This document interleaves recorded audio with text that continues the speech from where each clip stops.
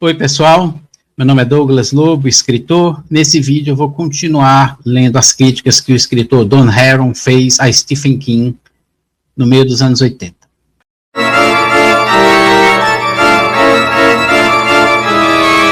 Quem quiser saber um pouquinho do histórico dessas críticas e mais detalhes de onde é que elas foram publicadas, no caso aqui eu vou ler, foi publicado dentro desse livro. Quem quiser saber detalhes, basta pegar os outros vídeos anteriores, eu vou deixar o link aqui. Então, vamos lá. Stephen King é, de fato, um escritor importante na literatura sobrenatural de terror. Certamente, ele alcançou mais vendas de livros do que Há Pessoas Mortas em um filme de George Romero. Mas fazer qualquer avaliação duradoura da posição de King nesse momento seria impossível.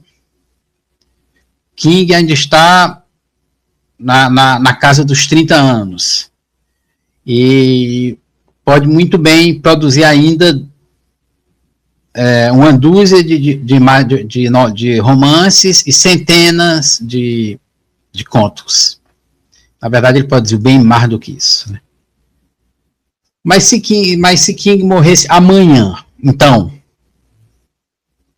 E aí ele diz que não pode avaliar, evidentemente, o Stephen King nesse momento, não pode fazer uma avaliação duradoura, porque ele estava, vamos dizer, era muito jovem ainda, então a obra dele não tinha ainda se configurado, vamos dizer assim, mas aí ele cria a hipótese, tá? E se Stephen King morresse hoje? Então, qual teria sido o valor dele para a literatura de terror?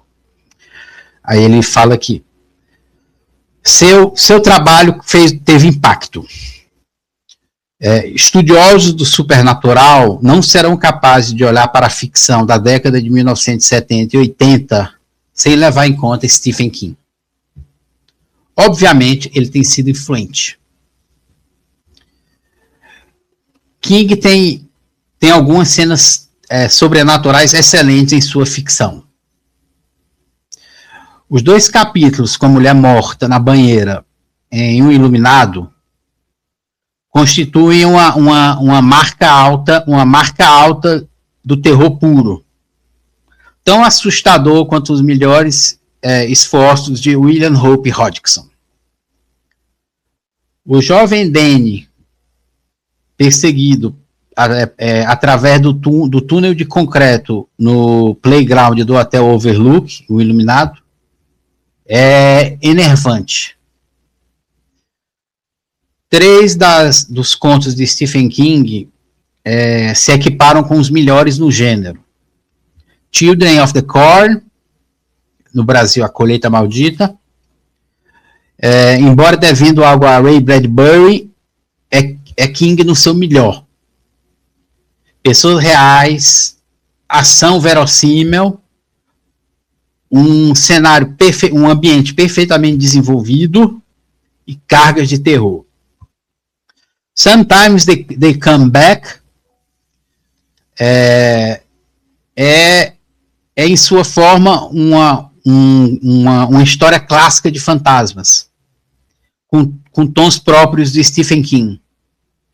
E eu não hesitaria em colocá-la com o melhor, junto ao melhor de M.R. James. M.R. James é considerado o melhor escritor de histórias de fantasmas que já houve. Então, de acordo com ele, um dos contos do Stephen King, Sometimes They Come Back, está no mesmo nível dos contos do M.R. James. The Boogeyman, né, o bicho-papão, virou filme agora recentemente, quintessência o King.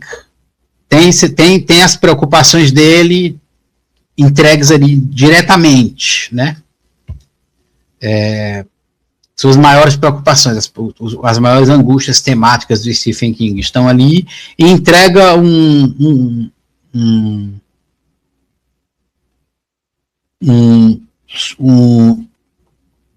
um ápice sobrenatural de pura maldade, pure evil.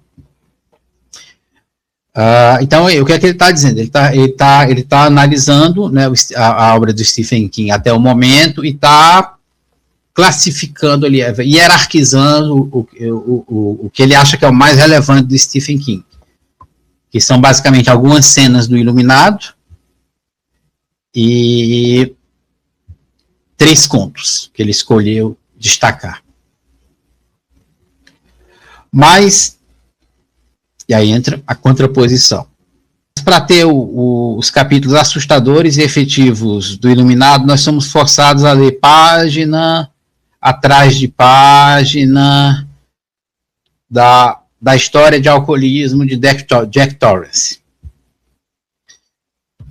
Parênteses. Eu tinha a ideia firme na minha mente na terceira ou quarta vez que foi mencionada, e eu não precisava das outras centenas de vezes. Né? Ele está dizendo que o Stephen King, nesse caso, foi muito prolixo, é redundante, reforçando o tempo todo a ideia de que o Jack Torrance tinha um histórico de alcoolismo. E ele diz que isso aí dilui, ele diz que você precisa tolerar isso para chegar nas cenas de terror.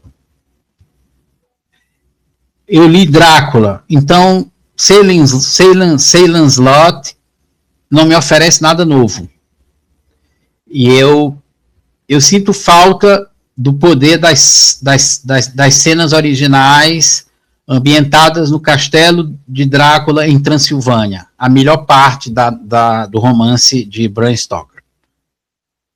Porque o Salem Slot ele é muito influenciado por Drácula, mas considerando, vamos dizer, o momento em que o Drácula chega em Londres, né, que no caso é o vampiro do King chega nos Estados Unidos. Não existe aquela primeira parte que é no castelo do Drácula, que pro Don Harron é o melhor do romance do Bram Stoker.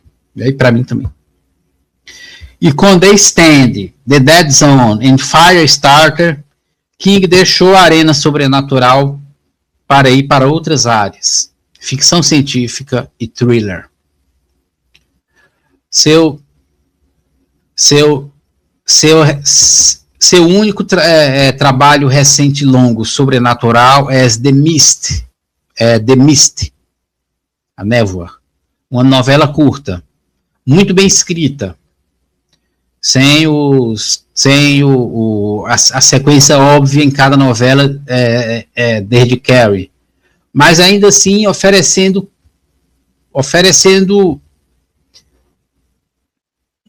menos do que um leitor experimentado de terror não encontrou antes, num livro ou em outro. Né? O que ele está querendo dizer é que A Névoa, embora seja um livro bem feito, não oferece nada muito diferente do que um escritor, do que um leitor de terror experimentado não viu em outros cantos. As pessoas que chamam King o Poe do século XX parecem estar vendo uma qualidade que não está ali. Por mais que King seja bom, ele ainda está por escrever uma história, a Weird Tale, uma história estranha, né? Weird Tale, isso é um gênero, na verdade, né? A Weird Tale comparável com A Queda da Casa de Usher. De fato, King não tem sido sequer uma força de desenvolvimento na literatura sobrenatural, como foram Poe e H.P. Lovecraft. Lovecraft tirou o supernatural completamente de Satã e seus demônios e investiu ele com seres do espaço cósmico. Essencialmente, ele fez o supernatural ter sentido no século XX. Agora que a ciência fala com a autoridade que antes era da religião. J. Sheridan Le Fanu usou traumas psicológicos como um prelúdio e razão parcial para intrusões sobrenaturais nos 1800. O que ele está querendo dizer aqui é que o que o Stephen King faz Iluminado não é original, que o Le Fanu já tinha feito isso, que é associar os traumas psicológicos com o sobrenatural. Como se você tem um trauma psicológico meio que abrisse você para uma invasão de sobrenatural. O trauma de Jack Torrance no Iluminado não pode ser considerado um desenvolvimento inicial.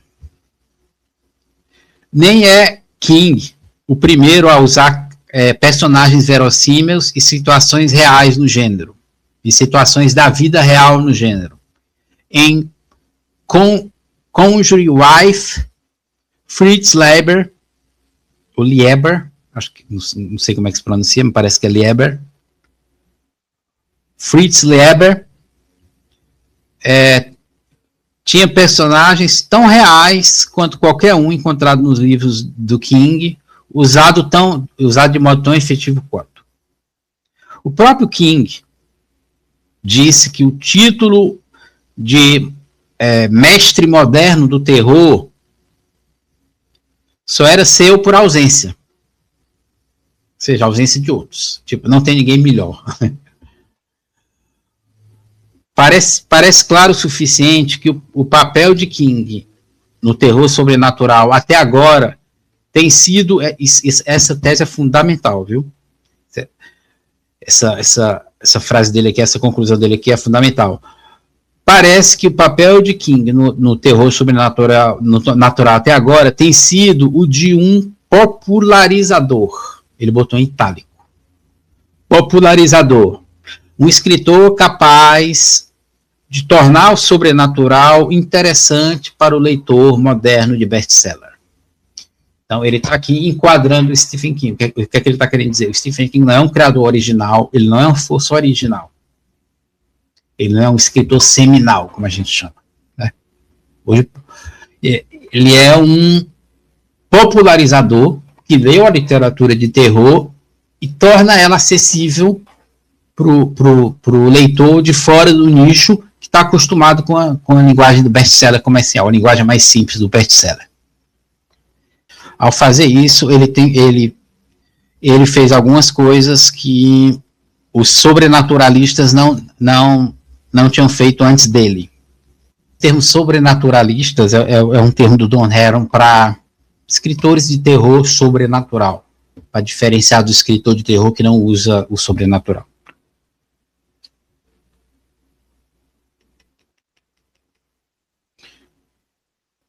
Seus personagens praguejam, eles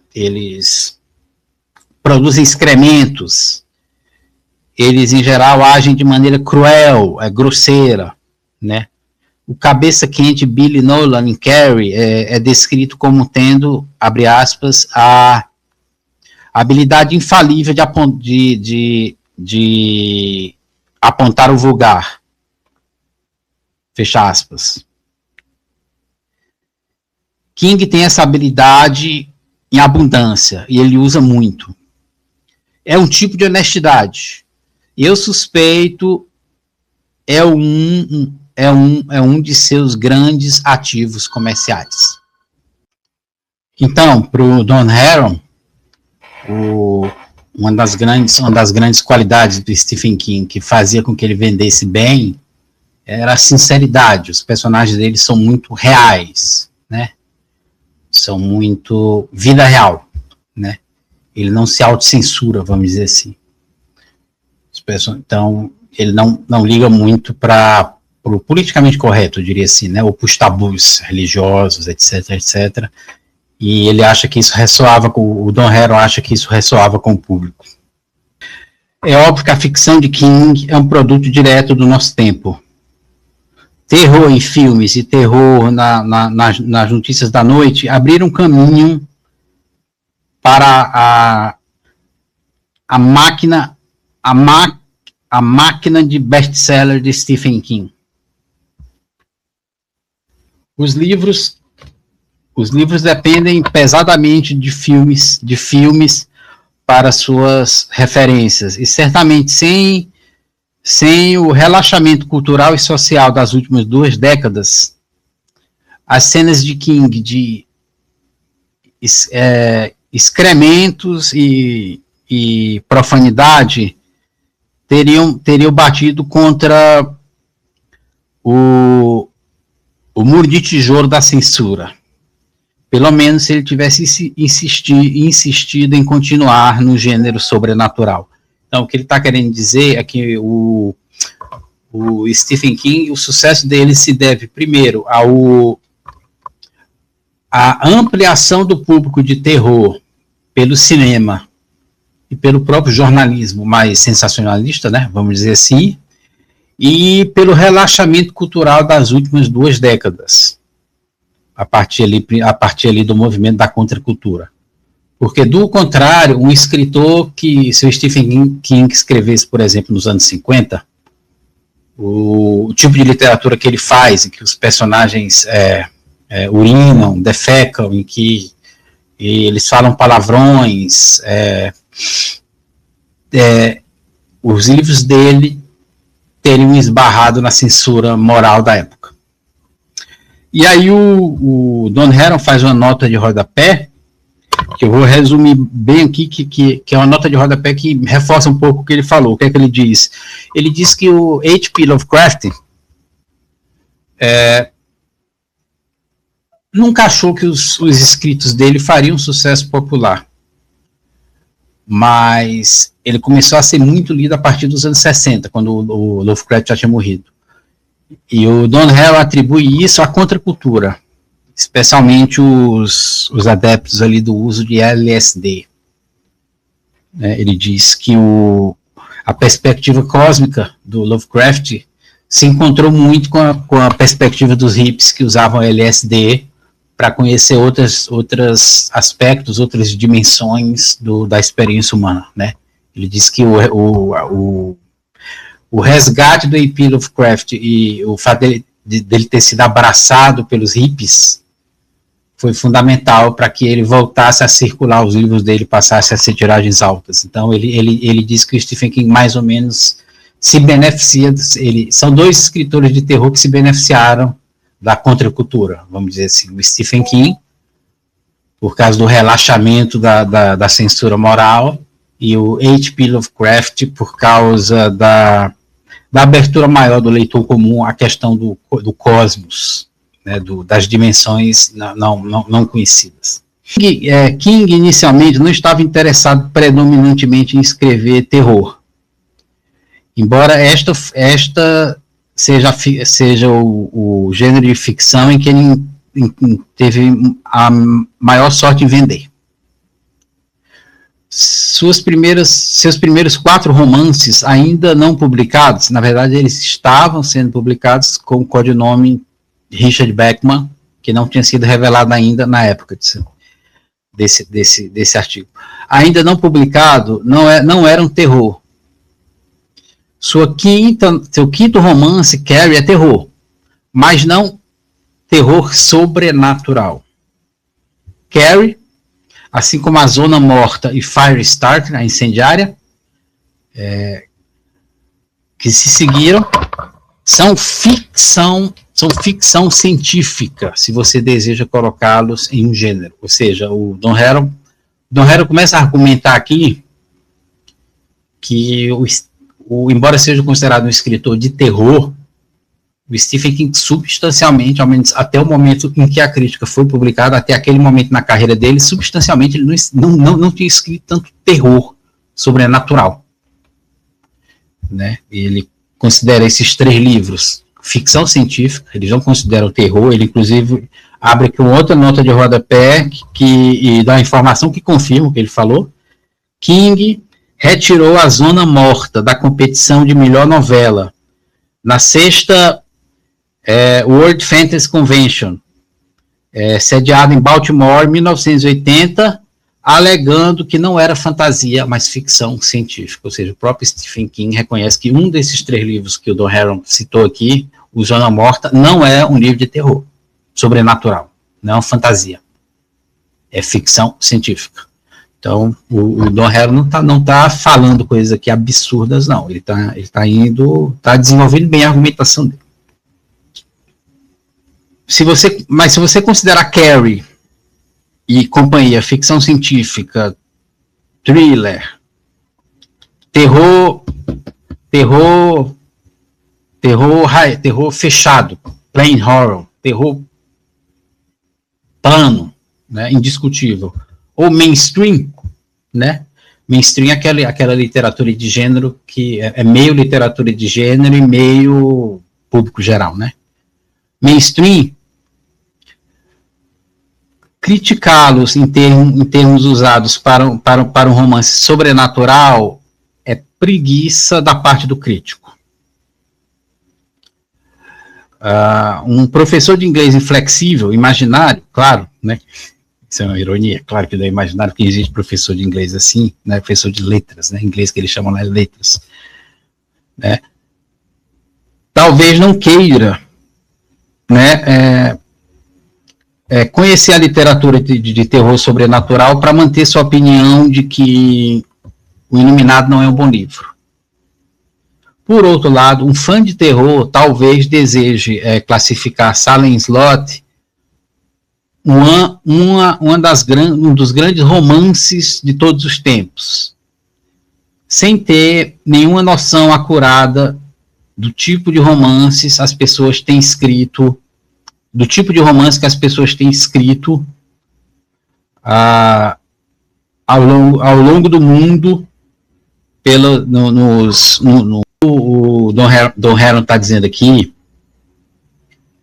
é que livros que não são de terror sobrenatural não podem ser julgados nessa chave. E no caso dos livros de terror sobrenatural do Stephen King, é preciso julgá-los à luz da tradição literária desse gênero. Recusando, portanto, o julgamento negativo, porque é baseado no preconceito de que toda literatura de terror sobrenatural é ruim, mas também recusando o julgamento assim, entusiástico, baseado no desconhecimento de que antes do Stephen King tinha muita gente boa que também escrevia terror. Então ele tá estabelecendo aí essas premissas, né, para poder entrar no julgamento das obras do Stephen King. Dos 8 romances publicados, dos 8 romances de Stephen King publicados até aquele momento, apenas 3, Salem Slot, O Iluminado e A Névoa, são terror sobrenatural.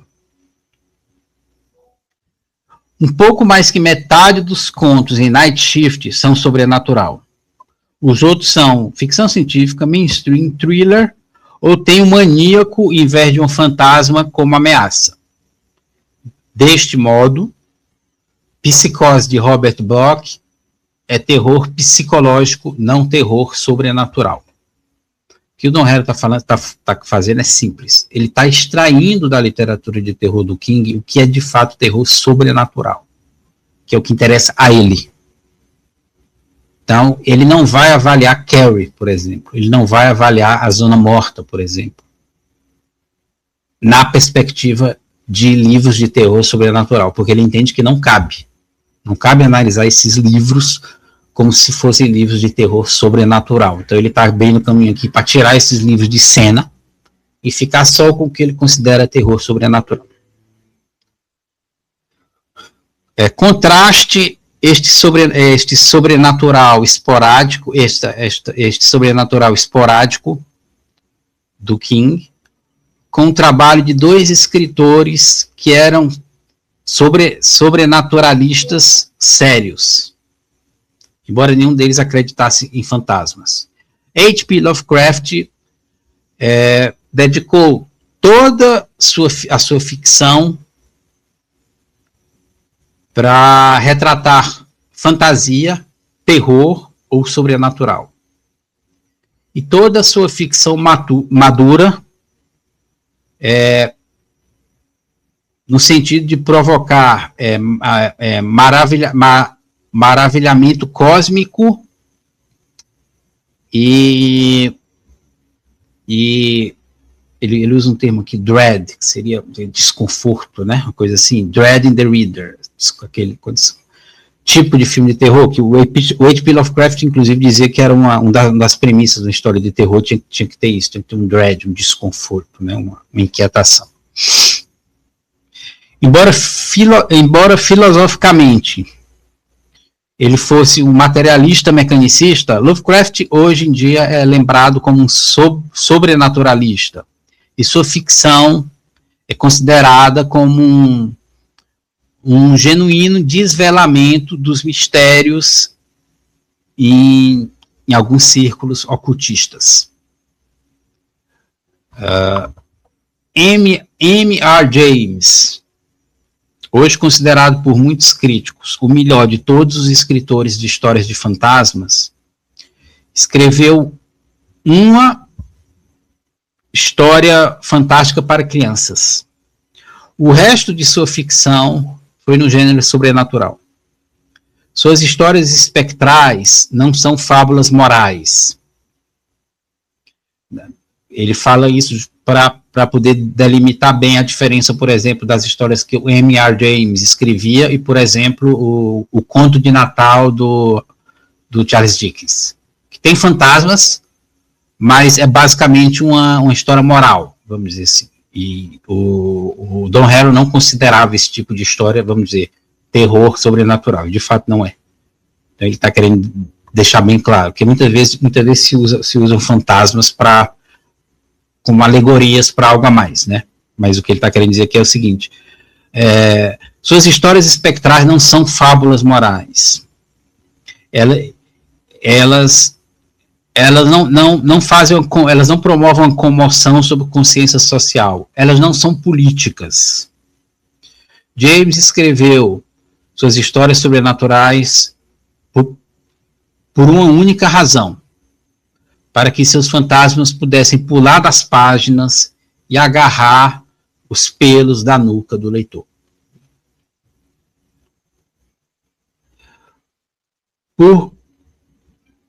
De qualquer trabalho sobrenatural que Stephen que ele tenha feito até agora, é inimaginável que qualquer uma das criações de King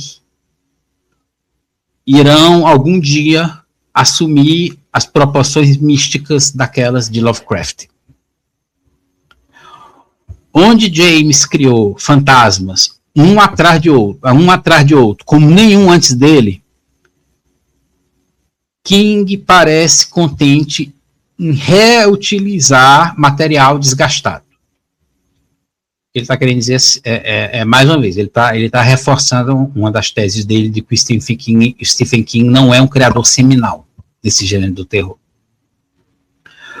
O Hotel Overlook, o Iluminado, certamente é uma criação digna de nota, mas não mais do que a Hill House de Shirley Jackson, que veio antes. Barlow, em Salem Slot, é, na melhor das hipóteses, uma sombra do Conde Drácula. Raramente, nas histórias de King, há criações sobrenaturais que no mínimo, não surgiram trabalho anterior no gênero. E, em geral, elas são tomadas de empréstimo na cara dura. Ele está querendo dizer, mais uma vez, o Stephen King é um popularizador do que já veio antes dele. Ele não é um criador seminal, original. E, portanto, ele está aí rebatendo quem dizia na época que o Stephen King seria, vamos dizer, depois do Edgar Allan Poe, depois do H.P. Lovecraft, o Stephen King seria o terceiro da tríade, né, dos grandes criadores de terror. E ele está dizendo, nada disso. Porque um escritor com os óbvios talentos de King se acomoda com tanta frequência em reutilizar ideias como casas mal assombradas ou vampiros? Uma razão, é claro, é que ele é um fã de terror e tira algum prazer no que ele pode fazer com temas tradicionais de terror. Mas uma razão maior existe. E aí ele vai dar essa razão em itálico. Ou seja, ele vai destacar isso. O autor está destacando isso, não eu. As fontes do terror na ficção de Stephen King não tem nada a ver com o sobrenatural. E aí ele entra na tese principal dele, que ele está trabalhando desde o começo. Se vocês prestarem atenção, sutilmente ele está caminhando para isso desde o começo. Se Salem Slot não é um romance de vampiro sério, tampouco King é um sobrenaturalista sério. King diz que ele teve a ideia para escrever Salem Slot após ensinar Drácula em um curso seletivo de fantasia e ficção científica numa escola secundária. Sua esposa e um amigo sugeriram que ele ambientasse os vampiros numa cidade pequena, em vez de numa metrópolis como Londres e Nova York. King achou que a ideia talvez desse um bom romance se ele, abre aspas, porque ele está citando agora o Stephen King, salvo engano, numa entrevista que ele deu. Se ele, abre aspas, pudesse criar uma cidade ficcional com a realidade prosaica o suficiente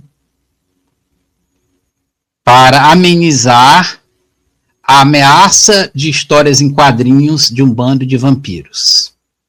E aí o Don Heron repete a última frase em itálico. A ameaça de histórias em quadrinhos de um bando de vampiros. Está querendo dizer que o Stephen King, por exemplo, claramente não valoriza, vamos dizer assim, essa figura do vampiro. Né? King fala sobre o Iluminado. O livro, para mim, pelo menos, abre aspas, né, que agora é o King falando, o livro, para mim, pelo menos, parecia ser primariamente uma história sobre um homem miserável e amaldiçoado, que está pouco a pouco perdendo o controle de sua vida. Um homem que está sendo levado a destruir tudo que ele ama. Fecha aspas. Até o Overlook. E a mulher morta na banheira. Né? O Don Heron está dizendo, o Stephen King não liga para os elementos de terror, na verdade. Isso é verdade, ele não liga, né? E aí ele cita uma cena do Iluminado, o que termina assim, né? A cena do Iluminado termina assim, aspas, alguma coisa mais perseguia Dane nos seus sonhos, algo pior, abre aspas. E sim, alguma coisa pior, tão longe quanto King considera. O pai insano de Dane, Jack Torrance. O que poderia realmente ser mais aterrorizante para uma criança que vê seus parentes ficarem doidos? O que ele está querendo dizer com isso é o seguinte, o próprio Stephen King no Iluminado deixa claro que até o Overlook não é o mais aterrorizante ali. O mais aterrorizante é o pai do menino ficando doido. Ou seja, não é o elemento sobrenatural. É o elemento não sobrenatural. Né? Porque, embora exista ali tipo, uma espécie de possessão, basicamente o Jack Torrance não é um fantasma, é uma pessoa. E ele age fisicamente. Ele tenta matar o menino como um pai tentaria matar o menino na vida real. Um machado. A fonte de terror na ficção de King não tem nada a ver com o sobrenatural. Então, um vampiro fora de moda ou uma casa mal assombrada é adequada para esse propósito. Agora que King é tão firmemente identificado com ficção de terror, ele talvez precise do elemento weird, estranho, para fazer seus livros diferentes daqueles de outros best-sellers. Mas o horror não precisa ser novo. O que ele está querendo dizer é o seguinte, o terror para o Stephen King não é de fato importante. Então, para o Stephen King, ele não liga de usar elementos já usados a exaustão. Porque o elemento de terror para o Stephen King existe para algo mais, para ele dizer algo mais. Só que aí o Don Heron diz, como ele o brand dele é de escritor de terror, ele tem que botar os elementos de terror ali para satisfazer esse brand, e poder falar do que realmente quer falar. É só recheio. Ele diz aqui, o sobrenatural no Stephen King é só recheio. O terror surge nas histórias de Stephen King de realidade social, de realidade social contemporânea. E eu diria que é esta qualidade, mais do que qualquer outra, que fez dele um best-seller. King não leva vampiros a sério, e tampouco a maioria dos seus leitores. Mas você teria que ser um tolo ou um santo para não reconhecer e reagir para o horror pervasivo da vida diária. Basta ligar nas notícias da noite. Então, com esse parágrafo a gente encerra aqui a parte 3, a conclusão eu acho que ficou muito óbvia. O que o Don Herron diz é que o Stephen King, na verdade, não é um sobrenaturalista de fato, e o que interessa para o Stephen King é a vida real. O terror é só um elemento que ele usa, seja por conveniência comercial, seja por simbolismo, isso não ficou bem claro, né? Mas basicamente é um elemento que ele usa para falar da vida real, que os verdadeiros temores que interessam ao Stephen King são os da vida real, não são os sobrenaturais. E isso o Don Herron considera isso a maior qualidade dele, né? A qualidade dele que mais ressoa com os leitores, justamente porque a maioria dos leitores também não acredita no sobrenatural. Mas a maioria dos leitores teme os temores do mundo real. É isso, eu agradeço a atenção, não esqueça de curtir, compartilhar, disseminar esse vídeo e até a próxima.